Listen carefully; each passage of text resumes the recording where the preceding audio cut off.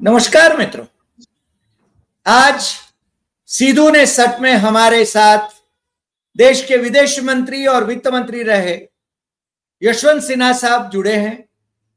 और यशवंत सिन्हा साहब हमारे चैनल पर सबसे ज्यादा देखे जाने वाले, जिनको सबसे ज्यादा व्यूअर्स मिलते हैं, हम वो उसका खुलासा भी कर लेवे।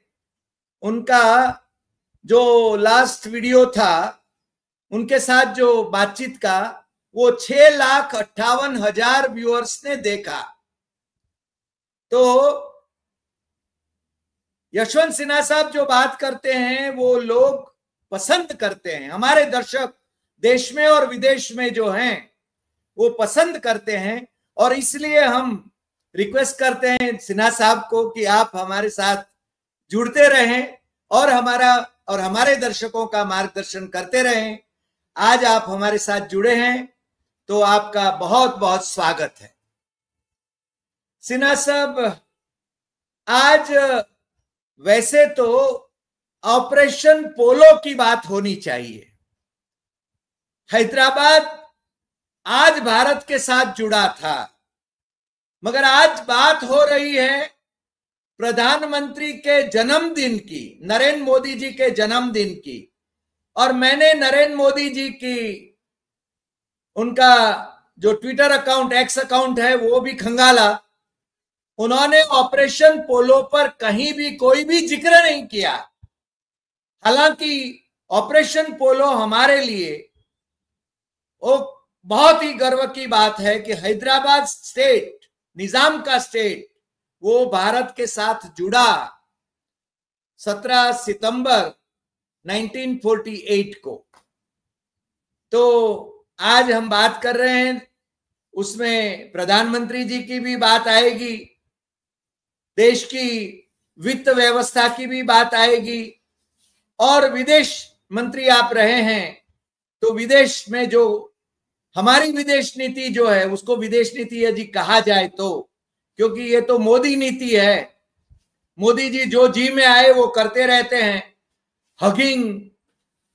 अब क्या कहें उसके बारे में, हम कुछ नहीं बोल पाते हैं। मगर आज चूंकि नरेंद्र मोदी जी का जन्मदिन है और हमारी हिंदू परंपरा में हम विश्वास रखते हैं, तो हम तो उनको शुभकामनाएं प्रेषित करते हैं। मगर उनके 11 साल के शासन में हमें क्या मिला और क्या गंवाया, देश को क्या मिला और क्या गंवाया। लोकतंत्र को तानाशाही में बदल दिया, बिना तानाशाही घोषित किए। और आने वाले दिन कैसे रहेंगे, ये बात हम सिन्हा साहब से करना चाहेंगे। सिन्हा साहब, आपका फिर से एक बार स्वागत है। और हम चाहते हैं कि आप इस विषय पर हमारा मार्गदर्शन करें कि देश का भविष्य कैसा होगा, वर्तमान में देश की आर्थिक परिस्थिति कैसी है, और विदेश नीति में हम कहां खड़े हैं। क्योंकि बगल वाले नेपाल में जिस प्रकार से सत्ता परिवर्तन हुआ है, तो अब आगे हमारे देश में उसका क्या असर होगा। या तो वहां क्योंकि नेपाल कभी हमारा तो बहुत पुराना मित्र था, मगर मोदी जी के जमाने में मेरे ख्याल से इकोनॉमिक एम्बार्गो के बाद में वो चीन के लेप में उसको फेंक दिया हमने, ऐसा हम मानते हैं। आप कृपया हमारा मार्गदर्शन करें सिन्हा साहब। बहुत बहुत धन्यवाद हरि भाई। मुझे बहुत सुखद आश्चर्य हुआ जब मुझे पता चला कि आपके चैनल पर बहुत सारे लोग, लाखों की तादाद में मेरी बात सुनते हैं और ये कार्यक्रम देखते हैं। दरअसल हम सबका, आपका और हमारा और बहुत सारे लोग जो इस तरह के कार्यक्रम करते हैं, उनका ये फर्ज बनता है कि वो देश के सामने सच्ची सीधी बात करें जी। क्योंकि इस समय जो सार्वजनिक चर्चा है उस सार्वजनिक चर्चा में अगर कोई एक सबसे बड़ी कैजुअलिटी हुई है तो वो है सच्चाई। जी। सच्चाई आती ही नहीं लोगों के सामने। लेकिन खैर, उसके विस्तार में जाने के पहले मैं आपके साथ विचार मिलाते हुए कहूंगा कि आज का बड़ा शुभ दिन है। मोदी जी का 75वां जन्म दिवस है। उस अवसर पर हम सबको ये हम सबका कर्तव्य बनता है कि हम उनको और दीर्घायु होने की कामना करें। वैसे तो हम सबके बिहाफ पर उनका अधिकार है या नहीं है, लेकिन हम सबके बिहाफ पर ये मुकेश अंबानी जी ने ये कह दिया है कि मोदी जी 2047 तक कम से कम हम लोगों का मार्गदर्शन करते रहे। और मैं चाहूंगा कि आज की उस अवसर पर, चूंकि उनके ऐसा विलक्षण प्रतिभा का व्यक्ति कभी हिंदुस्तान में पैदा हुआ ही नहीं, तो इसलिए हम सबको एक इसको संकल्प दिवस के रूप में मनाना चाहिए, मोदी जी के जन्मदिन को। और आज हम लोगों को संकल्प ये लेना चाहिए कि मोदी जी जब तक जीवित हैं या जब तक चाहें तब तक वो देश के प्रधान बने रहेंगे। उनसे अच्छा प्रधान सेवक देश को आज तक नहीं मिला है, इसलिए मोदी जी ही देश के प्रधान सेवक रहे। ये जो हम लोग लाखों करोड़ों रुपया चुनाव में खर्च करते हैं, हंगामा होता है, ये होता है, वो होता है, ये सब बेकार चीजें हैं। विकसित भारत बनाना है तो प्रजातंत्र को घटाना होगा। प्रजातंत्र को विकसित कम करो, भारत बनाना है तो देश को प्रजातंत्र आगे। को हटाना होगा। ये मोदी जी का संकल्प होगा। या हटा ही दीजिए पूरी तरह से। क्या है इसका कोई मतलब ही नहीं है प्रजातंत्र का आज के दिन, जब वोट की चोरी हो रही है और बीजेपी का कोई मुकाबला नहीं कर सकता है पैसे के मामले में, सरकारी एजेंसियों का दुरुपयोग हो रहा है, तो फिर इस तरह के लोकशाही का क्या मतलब है। तो ये ढकोसले को खत्म करना चाहिए। और हम सबको मिलकर आज के दिन खास करके, जो उनका जन्म दिवस है 75वां, उस दिन ये घोषणा करनी चाहिए कि मोदी जी पूरे जीवन काल तक इस देश के मुखिया रहेंगे। और मुझे आशा है कि देश को आगे आने वाले दिनों में भी बहुत आगे ले जाएंगे, जिसकी अपेक्षा आप और हम करते हैं। हम सब ने देश के लिए कुछ न कुछ करने की कोशिश की, लेकिन हम सब फेल हो गए ना। मोदी जी के सामने हम सब फेल हो गए। तो इसलिए हम लोगों को ये आज के दिन संकल्प लेना चाहिए, आपको और हमको और देश की समस्त जनता को, कि मोदी जी को हम लोग प्रधान सेवक के रूप में बराबर के लिए देखना चाहते हैं। तो मुकेश अंबानी भी खुश हो जाएंगे, देश की जनता पार जनसंख्या भी खुश हो जाएगी, आप और हम भी खुश हो जाएंगे। एक तो ये काम हम लोगों को कर, पहला तो उनको विश करना चाहिए कि भाई शतायु हो या उससे भी आगे जाए। दूसरा कि बराबर के लिए बने रहें प्रधान सेवक। और तीसरा कि आपकी और हमारी जो भी शक्ति है उसको आगे से, कल से क्या आज से ही हम लोग इसी काम में लगाएं, चारों तरफ मोदी जी का गुणगान करें, ताकि जो हमारी आपकी इच्छा है वो पूरी हो। अब आप कहते हैं विदेश नीति की बात करो, आप कहते हैं देश के भीतर लोकतंत्र का क्या हो रहा है उसकी बात करो। क्या फर्क पड़ता है इन सब चीजों से? कोई फर्क पड़ता है? मैं आपसे कहना चाहता हूं हरि भाई, ऑपरेशन सिंदूर हुआ, जी। हमारे आर्म फोर्सेस ने उसमें कमाल करके दिखाया, लेकिन एक देश भी हमारे साथ खड़ा नहीं हुआ अंतर्राष्ट्रीय स्तर, एक भी देश। तो कोई फर्क पड़ा हम लोगों को? कोई फर्क नहीं पड़ा। इसलिए सैर सपाटा के लिए ठीक है, विदेश नीति का मतलब ये हुआ आज के दिन कि इसको हम सैर सपाटा के लिए यूज करेंगे। हमारे डिस्पोजल पर एक बड़ा प्लेन खड़ा है, सारी सुख सुविधाओं से लैस, जब हम चाहें उसमें बैठ के जहां चाहें उड़ जाएं। चले जाएं और फिर वापस लौट आए। तो ये जो बात है, इसका पूरा पूरा लाभ हमको उठाना चाहिए। मोदी जी को और विदेश जाना चाहिए। मुझे अफसोस हुआ जब मैंने सुना कि वो संयुक्त राष्ट्र संघ की जो वार्षिक बैठक होती है जनरल असेंबली की, उसमें इस बार नहीं जा रहे हैं। विश्व का बहुत बड़ा नुकसान होगा अगर मोदी जी न्यूयॉर्क में नहीं दिखे। विश्व गुरु का प्रबोधन नहीं हाँ, मिलेगा। विश्व की मीटिंग हो रही है, सारा विश्व वहां जमा होगा और विश्व गुरु ही नहीं होगा, तो उस मीटिंग का क्या मतलब होगा। तो इसलिए अफसोस हुआ मुझे कि वो नहीं जा रहे हैं। क्यों नहीं जा रहे हैं, कारण नहीं बताया उन्होंने, कारण मुझे पता भी नहीं है। लेकिन आज के दिन मैं फिर कहूंगा, अरे भाई, कि मुकेश अंबानी ने हम सबका प्रतिनिधित्व करते हुए वो सारी बातें कह दी मोदी जी के लिए जो आपके हमारे मन में थी,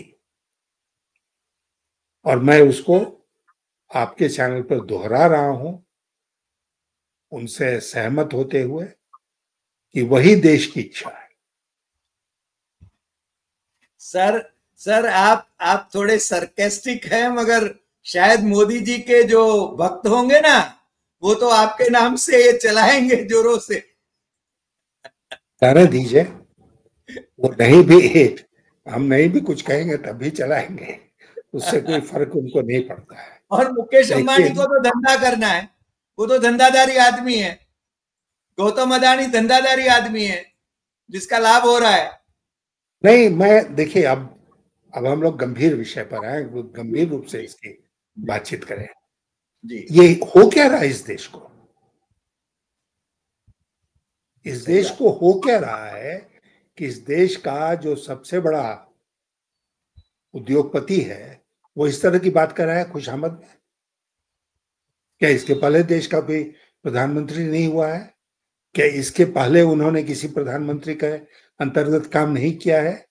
क्या जब डॉक्टर मनमोहन सिंह इस देश के प्रधानमंत्री थे तो उस समय इन्होंने इस प्रकार की कोई अभिव्यक्ति की थी कि डॉक्टर मनमोहन सिंह को बराबर के लिए देश का सर्वोच्च पद पर बैठने का उनको अधिकार है? ये क्या कर रहे हैं ये लोग? और देश किस गर्त में चला गया आज, किस गर्त में चला गया। मैं आज हरि भाई आपसे कहना चाहता हूं, सुबह मैंने अखबारें खोले, प्रमुख अखबार जो है इस देश के, हर पेज पर एक या दो मोदी जी की फोटो है। हर पेज पर काउंट करना मुश्किल हो गया कि 18 है, 20 है, 36 है, कितना है। तो ये सब उनकी अनुमति के बगैर तो नहीं हुआ होगा।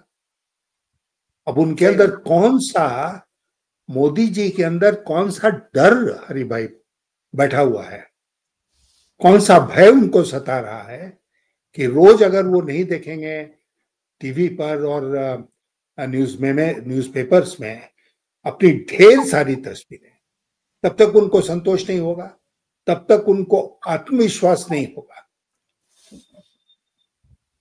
मुझे लगता है कि कोई भी इसका साइको एनालिसिस करे तो यही इसी निष्कर्ष पर पहुंचेगा कि इस प्रकार की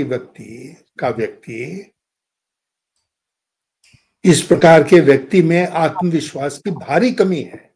भारी कमी है, सही बात। हाँ, वो इस तरह का प्रचार वो इसलिए कराना चाहता है, इसके लिए नहीं कि वो बाकी लोगों को प्रभावित कर सके, वो इसलिए कराना चाहता है कि स्वयं को प्रभावित कर सके, स्वयं को कन्विंस कर सके कि वो सचमुच में बहुत महान है। और सर, ट्रंप ने उनको शुभकामना का फोन किया, मोदी जी ने अपने ट्विटर अकाउंट पर वो डाल दिया वो खबर, मगर ट्रंप ने अपने ट्विटर अकाउंट, एक्स अकाउंट पर कुछ नहीं लिखा। यानी अच्छा, दूसरा उनको जो अभी तकलीफ होगी वो ये है कि आरएसएस के चीफ जो है मोहन भागवत, उन्होंने उनको शुभकामनाएं प्रेषित नहीं की ट्विटर पर। इंतजार करते होंगे। डाक में होगा, डाक में पहुंचेगा। और खास करके जब आपने इस ओर सबका ध्यान इंकित कर दिया तो जरूर अब आएगा। लेकिन अब आएगा। लेकिन अब ट्रम्प हो चाहे मोहन भागवत जी हो, वो इशू नहीं है। ये तो सामान्य शिष्टाचार की बात है जी कि किसी हेड ऑफ गवर्नमेंट का अगर बर्थडे है तो दूसरे लोग उसको विश करते हैं तो विश करेंगे। इसमें जी कोई अजीबोगरीब बात नहीं है। बात यह है कि विश्व के पैमाने पर भारत कहाँ खड़ा है। मैं आपसे कहना चाहता हूं कि कल मैं देख रहा था, एक लेख लिखा है किसी ने, बहुत जानकार विद्वान किसी ने, किसी बहुत अच्छे अखबार में एक लेख लिखा। आपने हमने सबने देखा कि पिछली तिमाही में भारत का आर्थिक विकास दर 7.8% हो गया। तो सेवन हम पॉइंट सबको एट आश्चर्य, 7.8%। हाँ हाँ। सारे लोग जो अनुमान लगा रहे थे कि 6% होगा, 6.5% होगा, वो सब आश्चर्यचकित रह गए क्योंकि वो 7.8% हो गया।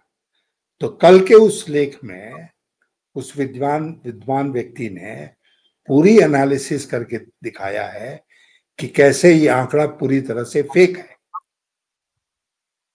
और कैसे गवर्नमेंट में जो सांख्यिकी होता है, स्टेटिस्टिक्स होता है, उसका उसको मैनिपुलेट कर देना कितना आसान है। थोड़ा सा इधर से उधर कर दो तो। अब एक बार मुझे याद है कि एक तिमाही में, पता नहीं यूपीए का शासन था कि क्या था, पता चला कि ग्रोथ रेट बहुत बड़ा आगे बढ़ गया।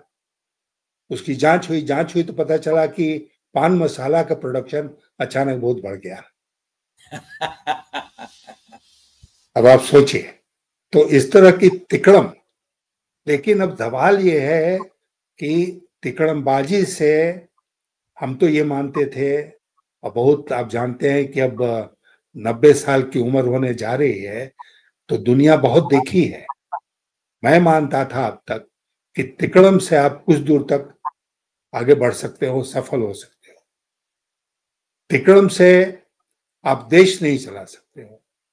लेकिन मैं गलत था। तिकड़म से आप दशकों तक राज कर सकते हो। तिकड़म से आप देश की जनता को मंत्रमुग्ध करके रख सकते हो और उनके ऊपर अपना शासन चला सकते हो। सर क्या कहा सर जाए? आपने तिकड़म की बात करी। शहनशाह आलम नरेंद्र मोदी जी जब मुख्यमंत्री थे, उन्होंने एग्रीकल्चर ग्रोथ के बारे में आंकड़े मंगवाए सेक्रेटरी से।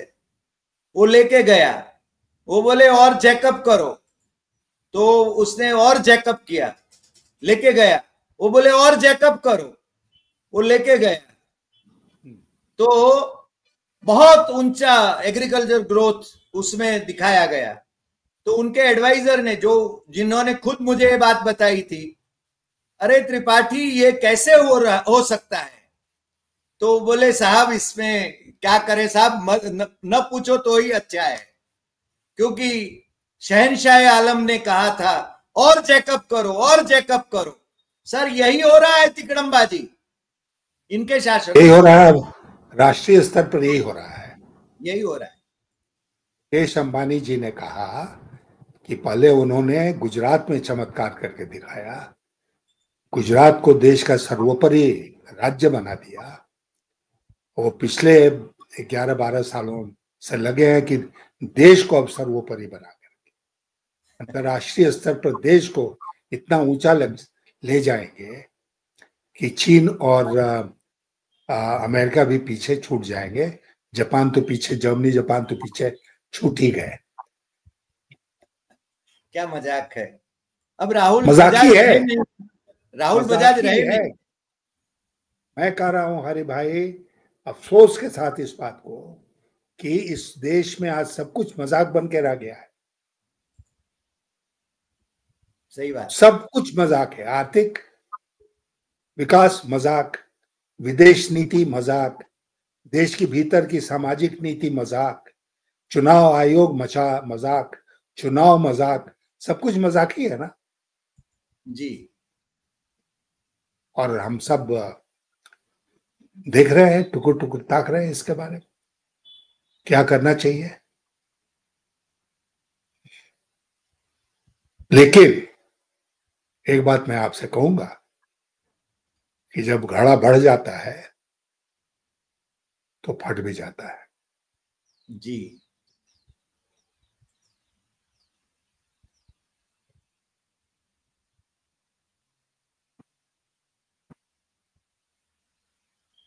फटेगा कब?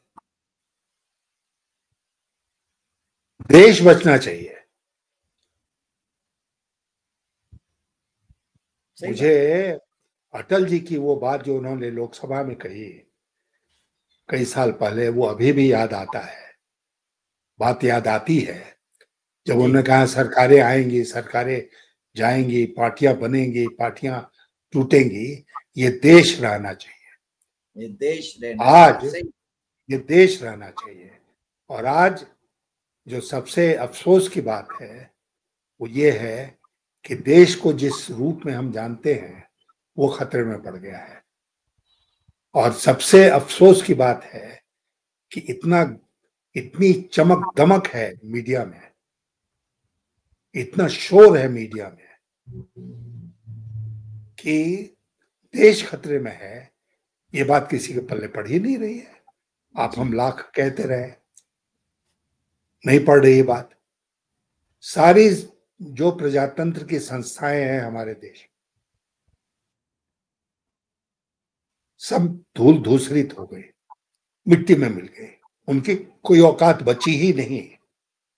जी। और आप देखिए सबसे बड़ा उदाहरण उसका चुनाव आयोग है। अभी तो सुप्रीम कोर्ट को चैलेंज कर रहा है। हाँ बताइए, बताइए सुप्रीम कोर्ट के चैलेंज।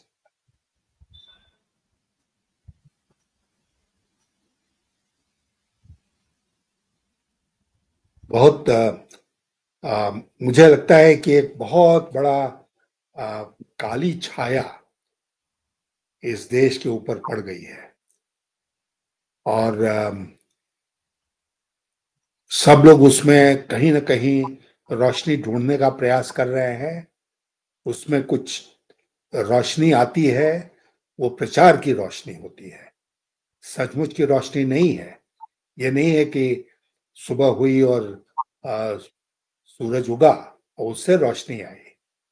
ये प्रचार की रोशनी है जो कुछ वक्त के लिए हमें चौंकाचौंध करती है और फिर हम उसी अंधकार में चले जाते हैं। सही। How sad it is. अब आप देखिए ना, किसी भी आज के दिन, मैं बताऊं, आज सुबह मैं टीवी में खबरें सुनने का प्रयास कर रहा था तो किसी भी प्राइवेट चैनल में मोदी जी के जन्मदिन के अलावा कोई दूसरी खबर ही नहीं थी। तो मैं दूरदर्शन देखने लगा। अब सोचिए, दूरदर्शन पर वो कुछ खबरें सुना रहे थे तो मैंने दूरदर्शन देखना शुरू। पहले हम लोग दूरदर्शन को गाली देते थे ना, तो भाई सरकारी चैनल है, ये कर रहा है वो। लेकिन आज वही दूरदर्शन ये बाकी जो प्राइवेट चैनल्स है उनकी तुलना में मुझे लगता है कि शायद बहुत आगे है सच्चाई दिखाने में। वो भी कटु सत्य नहीं दिखाएगा। कटु सत्य दिखाने की जिसकी भरमार है आज देश में, किसी को हिम्मत नहीं है। लेकिन प्राइवेट चैनल्स इस देश में इसलिए आए कि वो स्वतंत्र होंगे। सही। और प्राइवेट चैनल्स जो है वो सबसे पहले उन्होंने घुटने टेका क्योंकि वो अपने मालिक के रोजगार को आगे बढ़ाना चाहते थे। जी। उनका धंधा चले और धंधा सरकार की मदद से चले, इसमें वो बढ़ चढ़कर हिस्सा ले रहे हैं। तभी ना जब ऑपरेशन सिंदूर हो रहा था तो आपको याद है कि कुछ चैनल्स ने हम लोगों को पता नहीं कहां से कहां पाकिस्तान में पहुंचा दिया। कराची पर कब्जा हो गया, लाहौर पर कब्जा हो गया, इस्लामाबाद भी पहुंच ये गए। सच्चाई है ना। हाँ, तो कोई कार्रवाई हुई ऐसे चैनलों पर कि ये झूठ क्यों परोसा? कुछ नहीं। जब तक आप एक व्यक्ति की तारीफ करते रहो, आपका धंधा चलता जाएगा। मुझे तो अडानी पर आश्चर्य हो रहा है, गौतम अडानी पर, कि उन्होंने आज के मौके पर मुकेश अंबानी को लीड क्यों लेने दिया। उनको आगे बढ़कर उससे भी और मधुर मधुर बातें करनी थी ना। सही बात है, सही पकड़े हैं आप।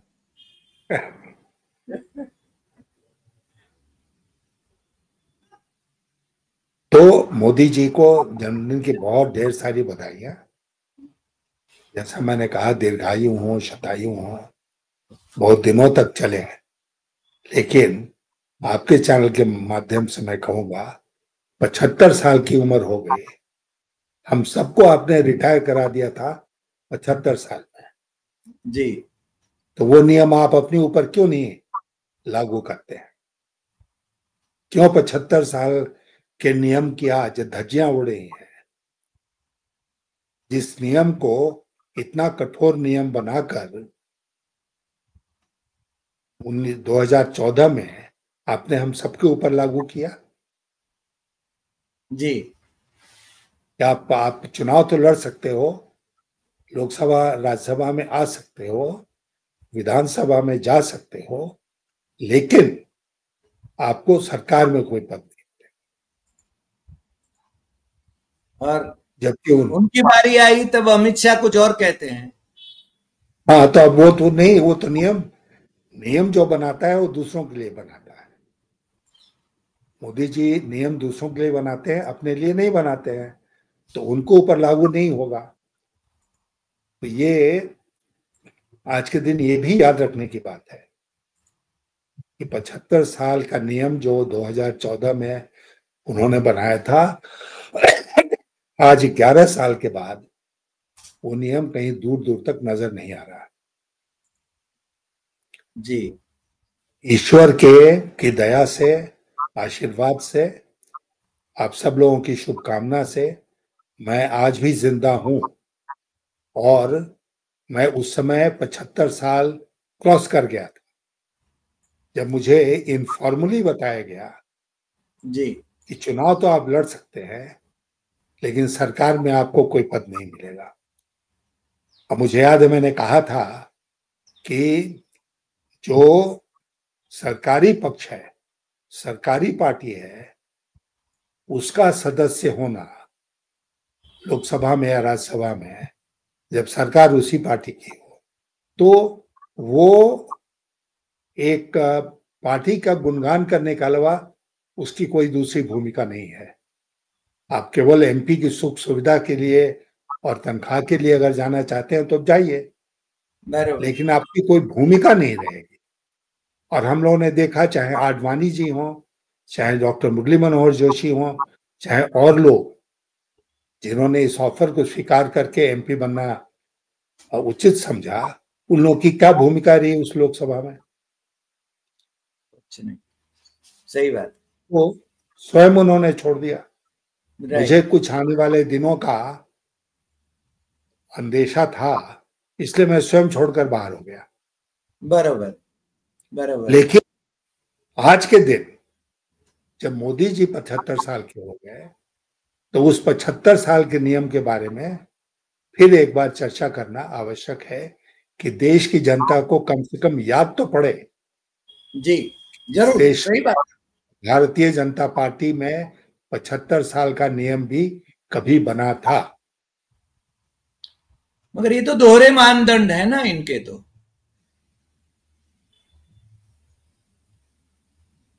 नहीं, बिल्कुल दोहरे मापदंड है, लेकिन आज उसको कहने की हिम्मत किसी को नहीं है। सही बात, सही बात। आपको हिम्मत है कि आप हमारे जैसे व्यक्ति को बुलाते हैं। मुझ में थोड़ी बहुत हिम्मत बाकी है कि मैं इस प्रकार की बात कह लेता हूं। नहीं नहीं, आप हमारा मार्गदर्शन करते हैं उसमें। लेकिन देश में आज एक हरि भाई, देश में एक कायरता का दौर शुरू हो गया है। लोग कायर हो हाँ। गए हैं। जी जी। हिम्मत जो दिखानी चाहिए वो क्यों नहीं दिखा पाते? चाहे वो हमारे अखबार के मित्र हों, चाहे मीडिया के दूसरे क्षेत्रों के मित्र हों, चाहे इस देश के जो उद्योगपति हैं वो हों, बिजनेसमैन हैं वो हों। अब आप सोचिए, एक बात मैं आपसे कहना चाहता हूं। 2017 में पार्लियामेंट का विशेष सत्र 12 बजे रात को बुलाकर इसी प्रधानमंत्री ने घोषणा की थी जीएसटी की। जी 2017 में आज उस बिल्कुल गड़बड़ जीएसटी को चेंज करके एक नया जीएसटी आया है। इतना प्रचार हो रहा है, हर दिन अखबार में पता नहीं कौन कौन लोग मोदी जी को बधाई दे रहे हैं कि आपने क्या कमाल कर दिया साहब, ये जीएसटी लाया। और ये भूल गए कि दूसरा, इसके पहले वाला जीएसटी यही सरकार लेकर आई यस। थी। ये जो है, चापलूसी का दौर है सर। ये जो है ना, नहीं, ये दिखाता है कि कैसे आदमी के मन को हम कब्जा कर सकते हैं। दिमाग के ऊपर ही हमारा कब्जा हो जाएगा, और दिमाग के ऊपर कब्जा हो जाएगा तो वो रोबोट हो जाएगा, उसको जिस तरह चाहे हम चला सकते हैं। सही बात, सही बात। मगर फिर भी लोगों को सतर्क रहना चाहिए और हमें उनको यानी सजाग करना चाहिए। देखिए, आज मैं आपसे कहना चाहता हूं गंभीरता से कि जो खतरा है वो खतरा देश के वजूद का है। एक्सिस्टेंशियल क्राइसिस जिसको कहते हैं अंग्रेजी में, वो है।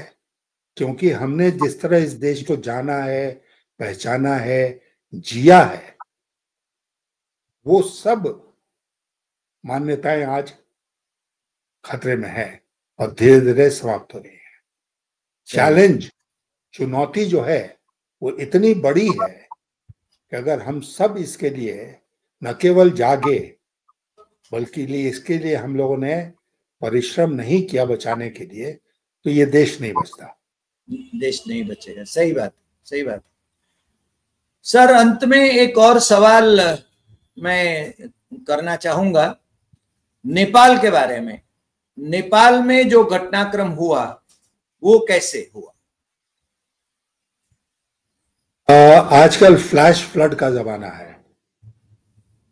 आपने देखा होगा हमारे देश में जो खास करके हिमालय का इलाका है जिसमें नेपाल भी आता है, उसमें कई जगह फ्लैश फ्लड्स आए। जी। गांव के गांव बह गए, जो पहाड़ थे वो टूट गए, बहुत नुकसान हुआ। नेपाल में जो कुछ हुआ वो इसी फ्लैश फ्लड की तरह था। अचानक एक दिन वहां क्रांति आ गई, लोग सड़कों पर उतर गए, सरकार चली गई, बहुत लोग मारे गए, सब कुछ तहस नहस हो गया। दूसरे दिन सब कुछ शांत हो गया। एक सॉरी, एक नई सरकार बन गई और सब कुछ शांत हो गया। तो जो कुछ हमने देखा नेपाल के की सड़कों पर, वो पूरी सच्चाई नहीं थी। जी पूरी सच्चाई मुझे लगता है कि कहीं ना कहीं पीछे छुपी हुई है और समय के साथ वो आगे आएगी। और तब जो कुछ हुआ नेपाल में, उसकी सच्चाई हमको पता चलेगी। और ये नेपाल ही में क्यों, हमने देखा ये बांग्लादेश में हुआ, ये जी। श्रीलंका में हुआ, मालदीव्स में भी बहुत डिस्टर्बेंस हुआ। तो ये डीप डीप स्टेट का चर्चा है। कहीं ना कहीं, कहीं ना कहीं कोई खिलाड़ी है जो ये सब कुछ कर रहा है उसके मन जी के मुताबिक। अगर आप नहीं चलेंगे एक देश के नाते, तो ऐसा आपके साथ भी किया जा सकता है। भारत बहुत बड़ा देश है। भारत के एक कोने को विचलित करके, उद्वेलित करके आप शायद पूरे देश को उद्वेलित नहीं कर सकते, जी। लेकिन छोटे देशों में एक ये कारगर हो जाता है, कामयाब हो जाता है। इसलिए मैं मानता हूं कि भारत जैसे देश में इसको करना मुश्किल होगा और जल्दीबाजी में, लेकिन पास पड़ोस के देशों में तो हुआ। दुनिया के और देशों में हम जानते हैं, इतिहास गवाह है कि इस तरह की घटनाएं हुई हैं। कहते हैं अभी फिलीपींस की बारी है। हो सकता है, बिल्कुल हो सकता है, क्योंकि वहां बहुत कुछ ऐसा हो रहा है जिसको लेके दुनिया की कुछ शक्तियां संतुष्ट नहीं है। जी, तो सर आज आपने देश के बारे में, मोदी जी के बारे में, मोदी जी के शासन के बारे में, देश के भविष्य के बारे में जो बातें करी, चिंता व्यक्त की, हम उस चिंता को अपनी चिंता समझते हैं। देशवासियों को भी सजग रहना चाहिए और आपने जैसे कहा कि एक्टिवली डेमोक्रेसी को बचाए रखने के लिए और सक्रियता हमें दिखाना पड़ेगा। देश को बचाना है। और आपने अटल जी के शब्दों का भी उल्लेख किया, जो कि सरकारें आएगी जाएगी, पार्टियां बनेगी बिगड़ेंगी, मगर देश रहेगा। मेरे ख्याल से आपने ये जो कहा उसके लिए हम आपके बहुत बहुत शुक्रगुजार हैं। और फिर मुलाकात होगी नए एपिसोड में नए विषय के साथ। आपको फिर से एक बार आपका धन्यवाद करता हूं। नमस्कार। धन्यवाद, धन्यवाद।